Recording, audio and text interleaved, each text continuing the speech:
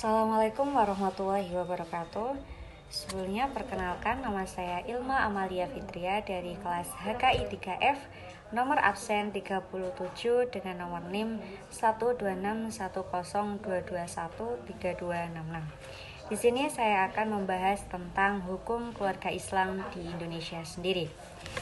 Dengan semakin berkembangnya zaman, pembaruan hukum keluarga Islam sangatlah penting kehadirannya di tengah-tengah masyarakat muslim, karena sebab permasalahan tentang keluarga dan lain sebagainya yang hukumnya tidak bisa disamaratakan dengan non muslim, dan juga dibutuhkan metode-metode khusus untuk pembaruan hukum Islam di Indonesia sendiri. Lahirnya Undang-Undang Nomor 1 Tahun 1974 tentang Perkawinan dan KHI Kompilasi Hukum Islam adalah jawaban dari keresahan, ketidakpastian, dan tuntutan masyarakat Muslim untuk menjadi pedoman dan rujukan dalam mengatasi segala hal permasalahan seputar hukum keluarga. Diberlakukannya Undang-Undang Nomor 1 Tahun 1974 tentang Perkawinan dan Undang-Undang Nomor 7 Tahun 1989 tentang Peradilan Agama, umat Islam di Indonesia sendiri telah memiliki peraturan perundang-undangan yang memadai untuk mengatur masalah-masalah keluarga atau perkawinan, perceraian, ataupun warisan, serta masalah wakaf. Adapun azas-azas hukum keluarga di Indonesia sendiri berdasarkan hasil analisis terhadap KUH Perdata dan Undang-Undang Nomor 1 Tahun 1974 dirumuskan beberapa azas dalam hukum keluarga. Adapun 5, dan yang pertama ada azas monogami. Azas ini mengandung makna bahwa seorang pria hanya boleh mempunyai seorang istri dan seorang istri hanya boleh mempunyai seorang suami. Adapun azas yang kedua yaitu azas konsensual, yakni azas yang mengandung makna bahwa perkawinan dapat dikatakan sah apabila terdapat persetujuan atau konsensus antara calon suami istri yang akan melangsungkan perkawinan. Adapun yang ketiga azas persatuan bulat, yakni suatu azas di mana antara suami dan istri terjadi persatuan harta benda yang dimiliki sesuai dengan pasal 119 KUH Perdata. Yang keempat adapun azas proporsional, yaitu suatu azas di mana hak dan kedudukan istri adalah seimbang dengan hak dan kewajiban suami dalam kehidupan berumah tangga dan dalam pergaulan di masyarakat sesuai dengan pasal 31 Undang-Undang Nomor 1 Tahun 1974 tentang perkawinan. Adapun azas kelima atau azas yang terakhir, azas tak dapat dibagi-bagi. Maksudnya yaitu suatu azas yang menegaskan bahwa dalam tiap perwalian hanya terdapat seorang wali. Dan bagaimana dinamika pembaharuan hukum keluarga Islam di Indonesia sendiri? Diketahui bahwa di Indonesia tidak tergolong negara Islam, melainkan mayoritas penduduk Indonesia adalah Muslim. Upaya pembaruan hukum keluarga ini tidak terlepas dari munculnya pemikir-pemikir reformis Muslim, baik dari tokoh luar negeri maupun dalam negeri. Adapun gagasan yang terkenal adalah perlunya mengubah hukum waris, terutama mengenai pembagian yang lebih adil dan proporsional bagi anak-anak ataupun bagi perempuan sendiri. Jika dilihat dari tujuannya, pembaruan hukum keluarga secara garis besar meningkatkan status perempuan dalam segala aspek kehidupan dan hukum keluarga dan juga waris. Meski tujuan ini tidak disebutkan secara eksplisit, materi hukum yang dirumuskan bahwa undang-undang seputar hukum keluarga yang dibuat umumnya merespon sejumlah tuntutan, status, dan kedudukan perempuan yang lebih adil ataupun setara. Adapun undang-undang perkawinan khususnya yang dimiliki Mesir dan Indonesia jelas menggulirkan tujuan tersebut. Pembaruan hukum keluarga Islam telah terjadi dalam kurun waktu yang cukup lama, berproses dengan kondisi, situasi, serta sesuai dengan tuntutan zaman ini. Hal ini disebabkan karena norma-norma yang terkandung dalam kitab fikih sudah tidak mampu lagi memberikan solusi terhadap masalah baru yang terjadi. Adapun contoh di bidang hukum keluarga seperti perkawinan yang ijab kabulnya dilakukan melalui via telepon, pemberian harta waris kepada anak angkat dengan cara wasiat wajibah ataupun yang lain hal dan lain sebagainya. Hal ini juga mendorong negara untuk mengaturnya dalam berbagai peraturan perundang-undangan. Adapun faktor-faktor yang menjadi penyebab pembaruan hukum keluarga di Indonesia, yaitu yang pertama untuk mengantisipasi kekosongan hukum karena norma-norma yang terdapat dalam kitab fikih tidak mengaturnya, sedangkan kebutuhan masyarakat terdapat hukum terkait masalah yang baru terjadi sangat mendesak untuk diterapkan.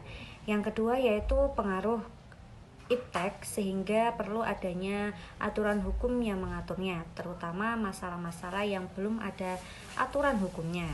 Yang ketiga yaitu pengaruh reformasi dari berbagai bidang yang memberikan peluang terhadap hukum Islam untuk bahan acuan dalam membuat hukum nasional.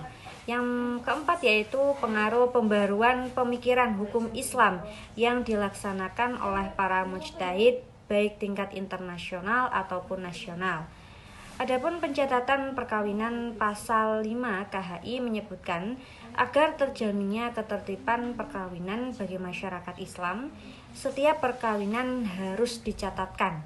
Pencatatan perkawinan tersebut pada ayat 1 dilakukan oleh pegawai pencatatan nikah sebagaimana yang diatur dalam Undang-Undang Nomor 22 Tahun 1946, Undang-Undang Nomor 32 Tahun 1954. Dengan demikian, menurut KHI, perkawinan yang tidak dicatat dan dilakukan di luar pengawasan pegawai pencatatan nikah tidak mempunyai kekuatan hukum.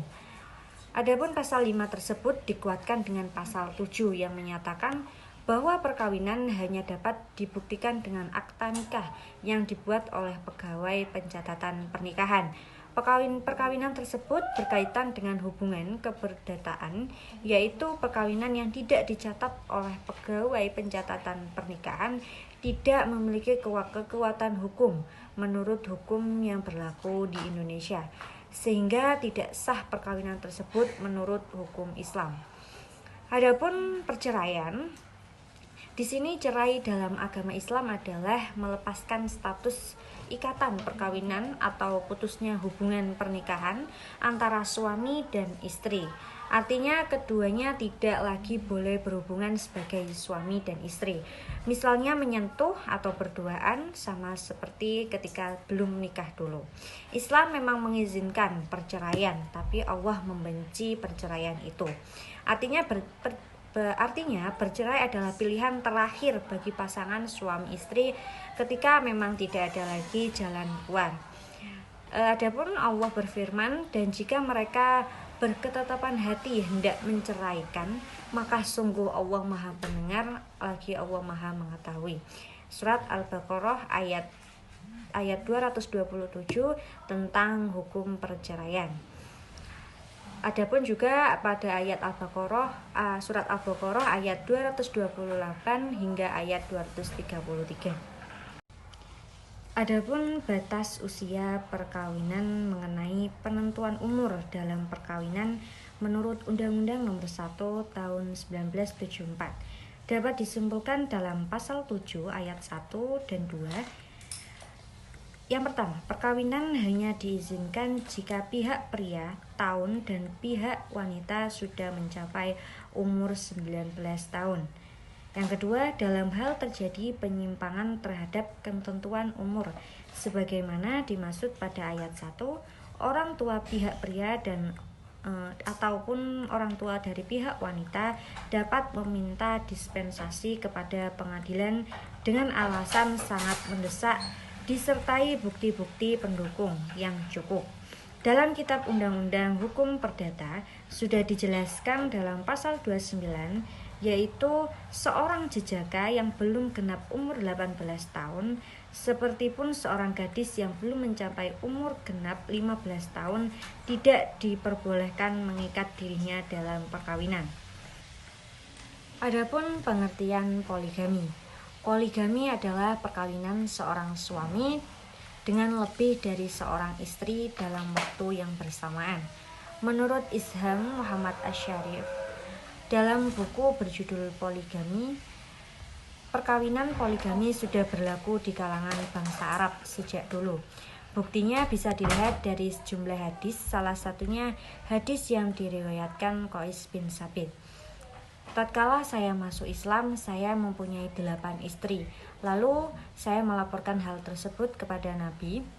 Beliau bersabda, pilihlah 4 di antaranya. Poligami dalam undang-undang perkawinan di Indonesia telah diatur dan disebutkan dalam beberapa pasal. Antara lain pasal 3 ayat 2, dasar perkawinan di Indonesia adalah monogami.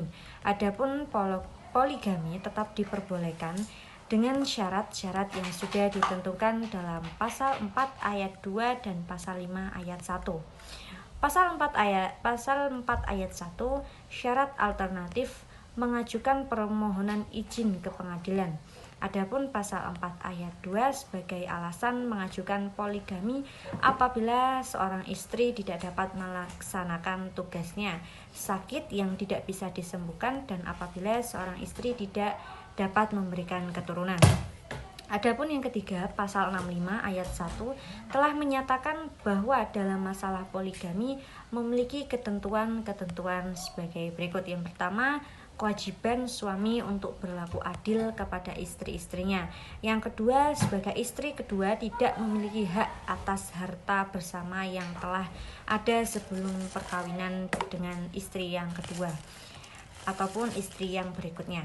Yang ketiga, masing-masing istri memiliki harta bersama setelah terjadinya perkawinan masing-masing. Sekian dari saya, kurang lebihnya mohon maaf.